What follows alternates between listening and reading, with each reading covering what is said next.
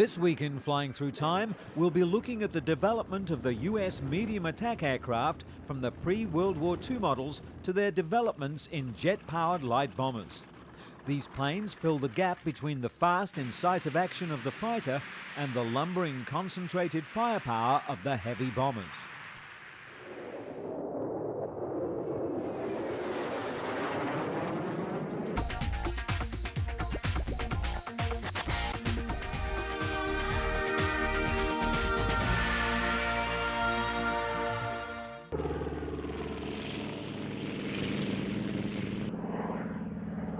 With the first use of planes during the Great War, the role of the aircraft in modern warfare quickly developed from the original airborne viewing platforms to dropping handheld grenades and then subsequently a bombing role. While the initial attempts proved to be vastly less than accurate, the effect on the enemy morale and fighting capacity proved worth pursuing.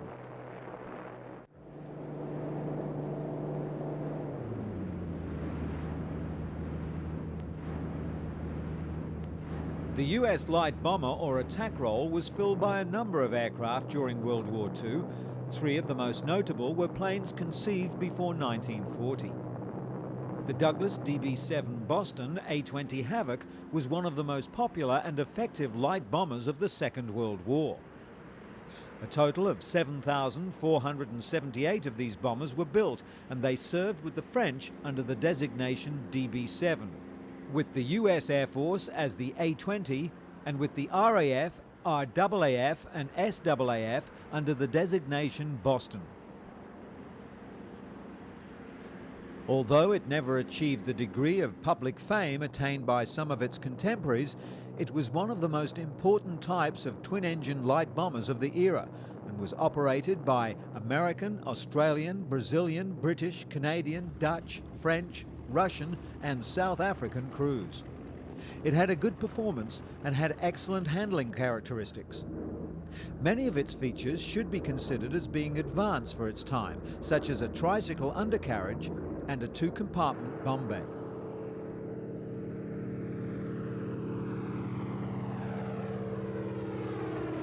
The A-20 was used extensively in the close air support role during the D-Day landings in Europe, and more than proved its worth in the subsequent military battles that followed.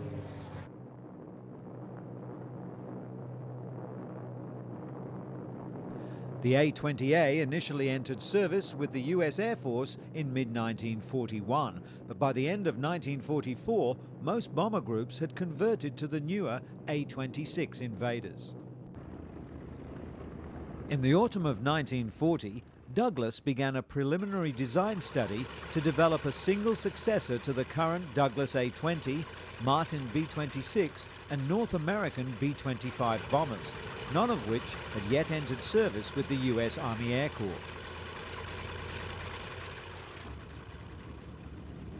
The Martin B-26 Marauder was one of the most controversial American combat aircraft of the Second World War. It was primarily used in Europe and was in fact numerically the most important US Air Force medium bomber used in that theatre of action.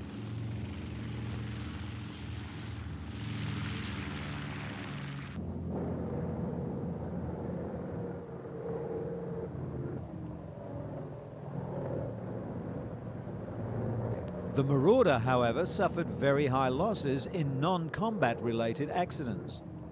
After extensive inquiries, it was concluded that there was nothing intrinsically wrong with the B-26, and therefore no reason why it should be discontinued. The problems were traced to the inexperience of both air and ground crews, and also to the overloading of the aircraft without upgrades in power plants. As a precursor of things to come, this was one of the first planes to require specific intensive training. Many of the B-26 instructors had little experience in the Marauder and were almost as green as the pilots they were trying to train. Consequently, they couldn't teach the specific techniques associated to the plane to their students. The Marauder went on to survive all attempts to remove it from service and became an exceptionally notable aircraft.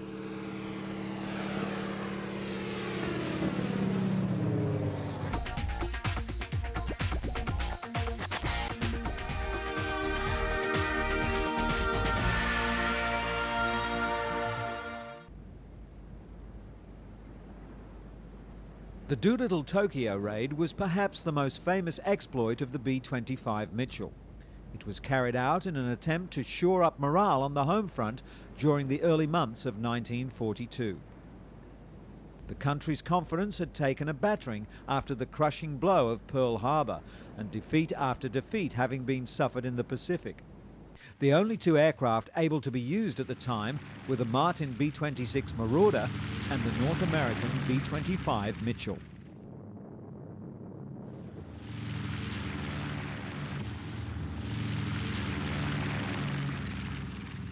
As the attack would have to be launched from carriers, the B-25 was selected on the basis of its superior takeoff performance. On April the 18th, 1942, Lieutenant Colonel Doolittle's plane took off from the carrier Hornet, followed by the 15 others. They headed for Japan, which was over 700 miles away.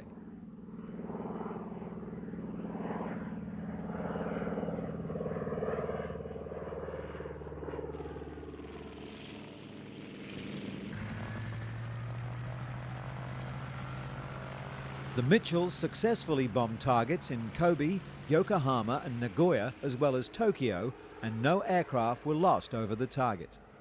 However, all 16 B-25s that took part in the mission were lost.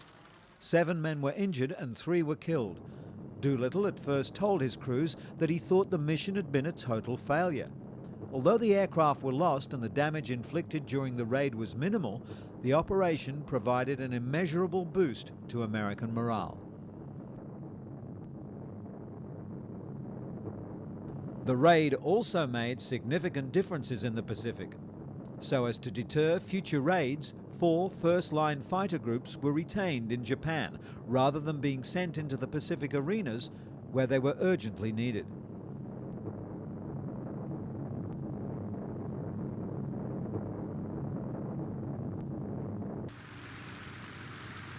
As the Pacific campaign dragged on, some adaptations were made to light bombers that proved very effective. Due to the shortage of A-20s in Australia and in the entire South Pacific, some RAAF B-25s were modified into strafers and used to attack Japanese shipping. The bombardier position was removed and replaced with a package of 4 fixed half-inch machine guns. In addition, 4 more fixed half-inch machine guns were installed in individual external blisters, 2 on each side of the fuselage. The Strafer B-25s proved especially effective in the role. In one attack in Rabaul, using skip bombing techniques to attack the ship's broadside, the fire from the 8 forward-firing machine guns prevented any effective return fire. Out of the original convoy of 8 destroyers and 8 cargo vessels that had departed Rabaul, all the transports and 4 of the destroyers were sunk or beached. It wasn't until the advent of the solid-nose B-25J that the power of the famous Townsville strafers was equalled. Later adaptations of this concept were even to include a 75mm cannon.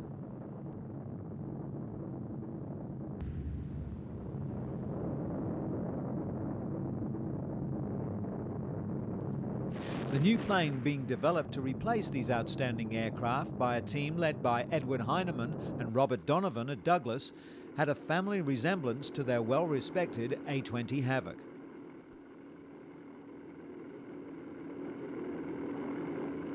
It featured a mid-mounted wing with a laminar flow aerofoil and was to be powered by a pair of 2,000 horsepower Pratt & Whitney R2800-77 air-cooled radials.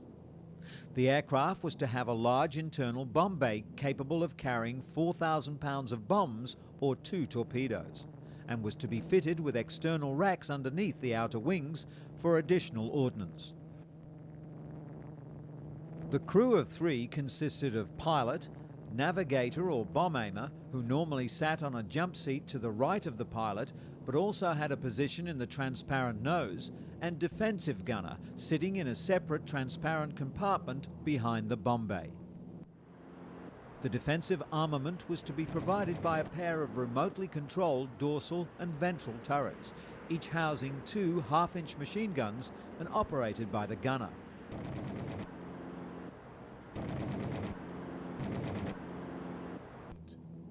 The first flight of the XA-26 took place on July the 10th, 1942, with test pilot Ben O'Howard at the controls.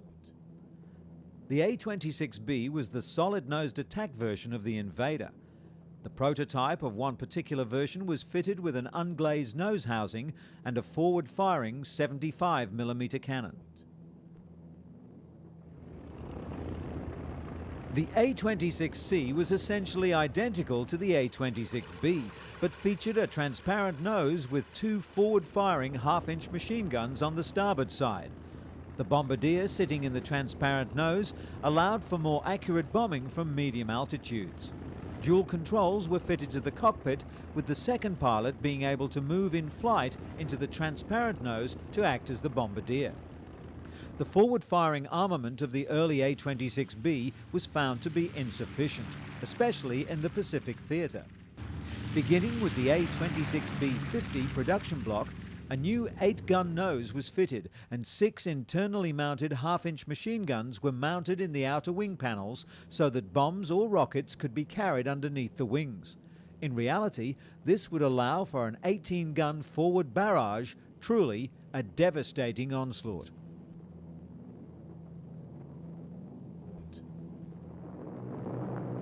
The Invaders served exceptionally well throughout the closing stages of the Second World War, to such an extent that when at the end of the war, when almost all other aircraft were deemed surplus and scrapped, the A-26s were retained in large quantities. The fate of the B-26 Marauder was not so grand. After the war in Europe was over, most of the Marauder-equipped units were quickly disbanded and their planes were scrapped.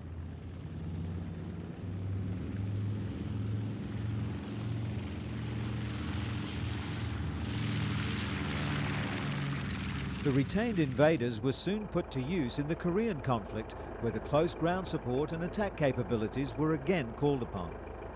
Here they provided the containment required of the invading forces, while the UN forces withdrew under the initial onslaught of the North Koreans. By this stage, they'd reverted to the B-26 naming of the bombing role. With the new technological leaps now being made in jet engines, an Invader replacement was being conceived.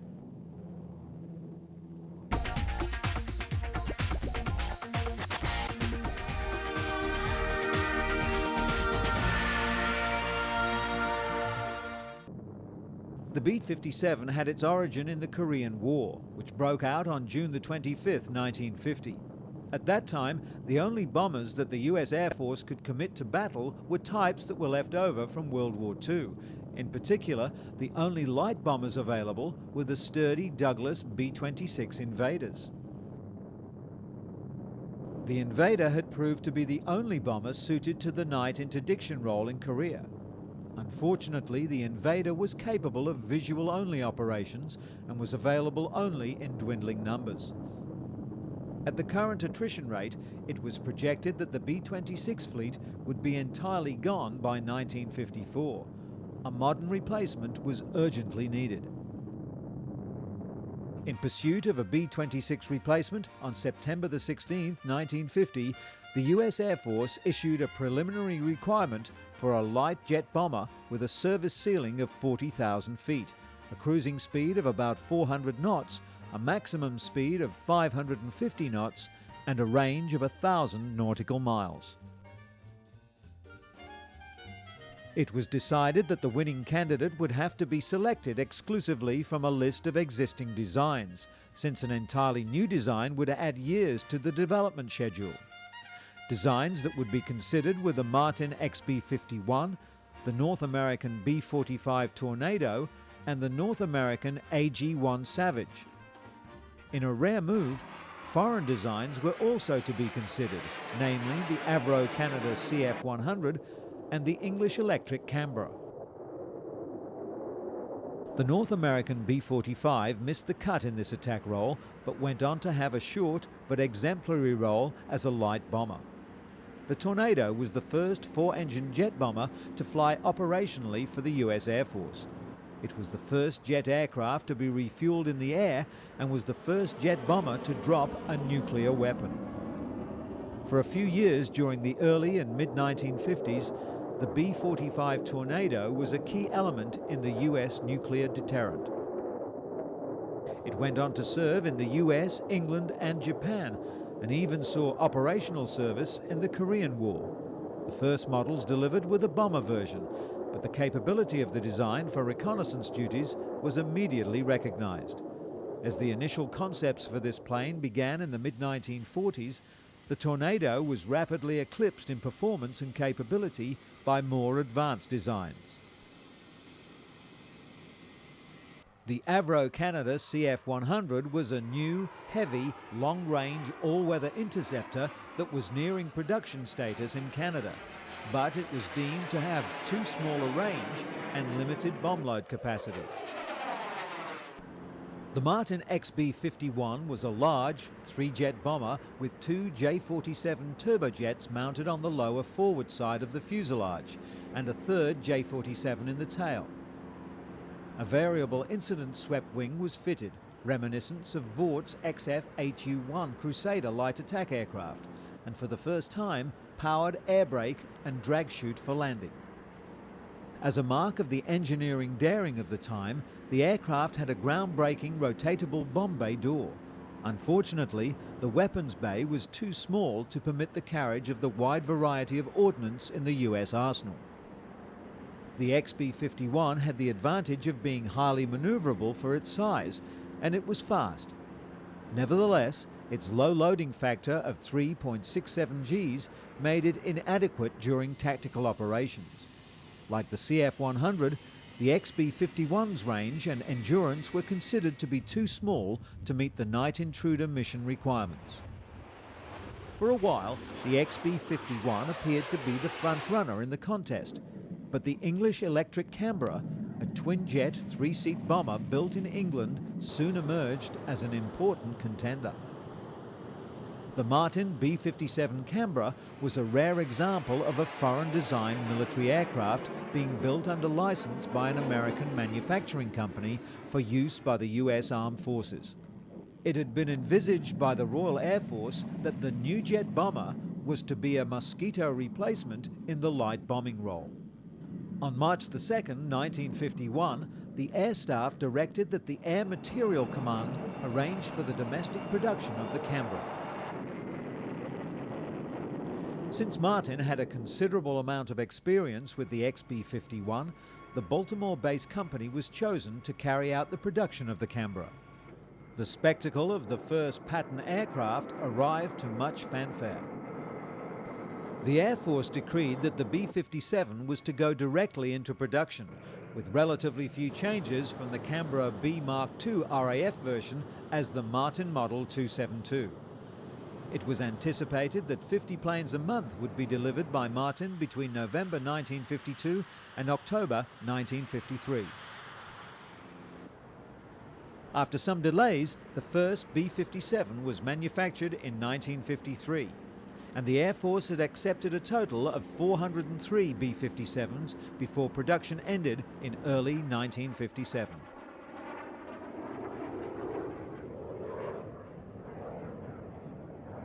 During the mid-1950s, the B-26 equipped US Air Force wings began to be re-equipped with jet-powered Martin B-57 and Douglas B-66 aircraft, and the Invaders were removed from frontline service. However, during the 1960s, some B-26s continued to be used to develop counter-insurgency techniques and tactics. As a further mark of their abilities, the B-26 Invaders were still in use in 1969 against guerrilla groups in South America. These outstanding workhorses were never really replaced. They eventually just wore out. Overall, the B-57 was not easy to fly. Initially, some teething problems appeared. Prior to modification of its control and stabilizer systems, even the B-57B model was actually uncontrollable if one of its two engines were to fail during takeoff or landing. The number of B-57 accidents was rather high, but the accident rate actually compared favorably with that of the B-47 and some other aircraft. The initial A model ran to 171 units, but the B-57B units more reflected the interdiction roles that they were ordered for. The addition of the B-51's powered air brakes and a tandem seating arrangement rather than the original pilot and navigator stations gave the plane more of the look of its fighter options, though the black smoke from its cartridge starter still took new ground crew unfamiliar with it by surprise. Significant upgrading of the bomb ordnance, the addition of wing-mounted cannons and rockets also increased its abilities in the interdiction role. The B-57 continued to evolve over the years, even into a sailplane-style winged reconnaissance variant used in the same role as Lockheed's U-2. Operations with the final variant, the B-57G, continued until April 1972, when it was withdrawn from service in Vietnam and deactivated. Nevertheless, the B-57G was one of the first self-contained all-weather night interdiction bombers to serve with the US Air Force, and the operations that it carried out in Vietnam provided lots of useful information on follow-on weapon systems. Interestingly, in 1960, the Pakistan Air Force was supplied with a number of B-57Bs and Cs. The surviving PAF B-57Bs continued to serve until 1985, when they were finally replaced by the first batch of US-supplied F-16A Fighting Falcons.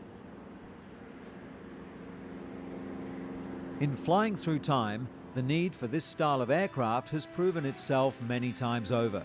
In spite of the changes brought on by time and technology, the nature of battle either on land or sea has always required fast, tough and valiant planes in the roles of interdiction and close air support.